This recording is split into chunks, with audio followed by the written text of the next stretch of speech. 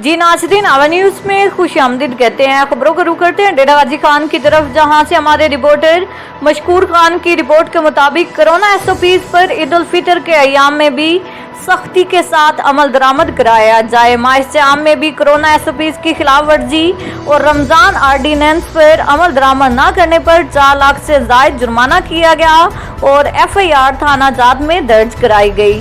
Deputy commissioner DG Khan Mohammad Ali Ijaz का मजीद कहना था कि ईद उल फितर के मौके पर इन अयाम में तमाम इमरजेंसी डिपार्टमेंट जिसके अफसरान व एहलकारों की छुट्टियां मनसूख कर दी गई हैं। उन्होंने अवाम से अपील की है कि वो ईद उल फितर के मौके पर एसओपीज पर अमल दरामद करें और अपने इलाके और घरों में सफाई के निज़ाम को मजीद बेहतर बनाया जाए। डिप्टी कमिश्नर मोहम्मद अली इजाज का मजीद कहना था कि कोरोना से बचाव के लिए वैक्सीनेशन का सिलसिला भी जारी है। कोरोना एसओपीज पर अमल दरामद करके ही कोरोना से बचा जा सकता है। ईद उल फितर के मौके पर भी वेस्ट मैनेजमेंट कंपनी के एहलकार अपनी ड्यूटी से अंजाम देंगे और अपने फराइज पूरा करेंगे।